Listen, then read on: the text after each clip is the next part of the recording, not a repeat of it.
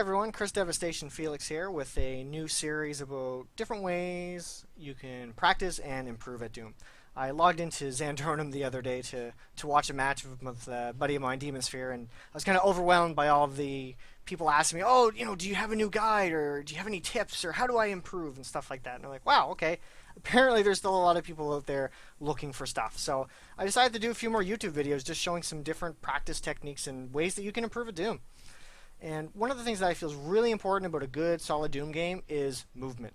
If you move well and move fast, you're well on your way to really good mouse technique and just playing the game a lot better. It can help you in CTF, helps you in duel, anything. The faster you move, the better. Okay. So, of course, I was trained classically, so that means I do a lot of practice stuff in Dwango 5 Map 1.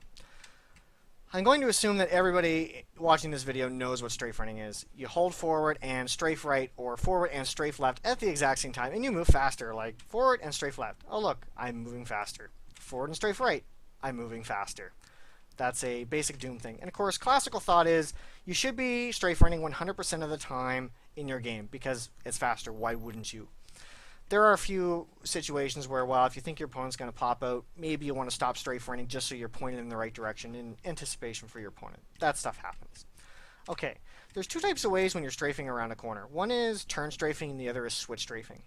Turn strafing is when you hold down the same keys the entire time and all you do is turn the mouse to get around the corner like this. All I'm doing is I'm turning the mouse to get around that corner.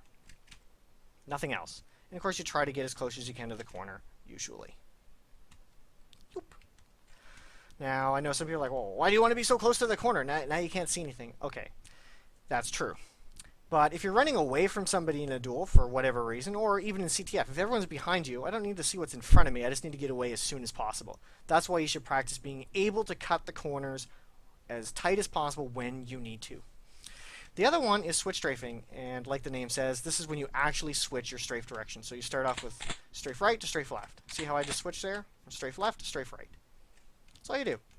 You're switching the strafe and you're just trying to make sure it's a nice fluid movement. Okay. So, there's a few loops in Dwango 5 Map 1 that you can do to improve your movement. And basically, you're just going to run around in a loop. You're just going to go like this, cut those corners really tightly, as tight as you can. You just run around. Get used to the mouse. This actually helps improve your aim as well, because subconsciously you'll just be very familiar with your mouse sensitivity and where it's moving. And there, and this way. You can even go up here. It's one of my favorite ones for that little tight corner. Do it again. You can see it just doop, right there. Right there. You should be able to do that easily. You can even throw in a window jump if you want. Ah, I missed it. Go through there. You can go up top. You can go over here. Around there. Just run around the map. Cut corners. Don't hit walls.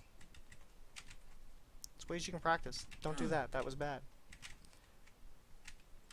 Alright, just so you can incorporate a window jump if you can do it. Ah, there we go. Just run around. Get used to the mouse.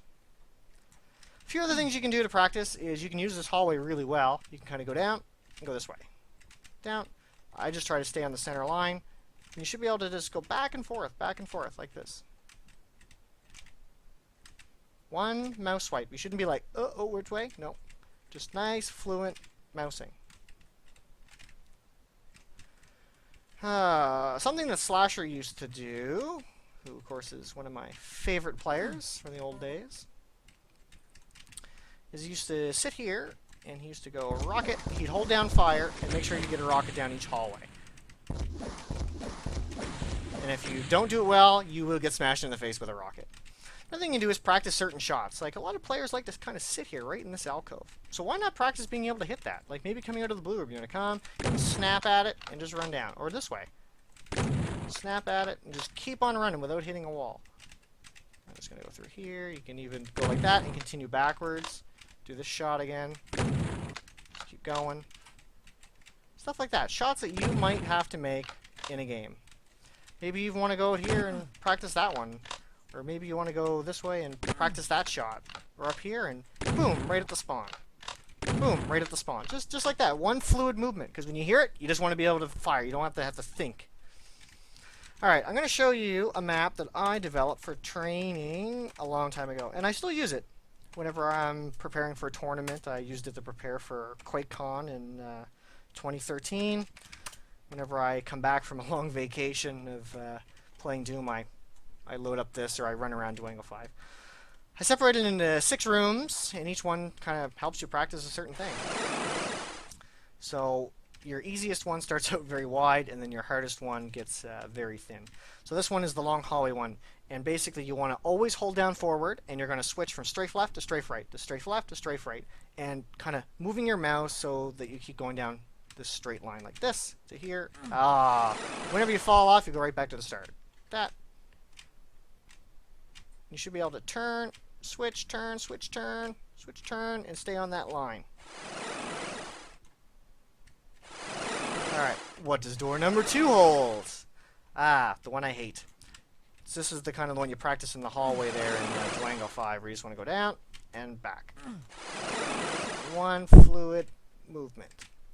There, back, back, back, back, back. Just like that. Should be able to do that on a tightrope. Door 3. Teleporter 3. Oh, I keep saying door. This practices your switch strafes. You just want to switch back and forth. Stay on this little tightrope. Whee!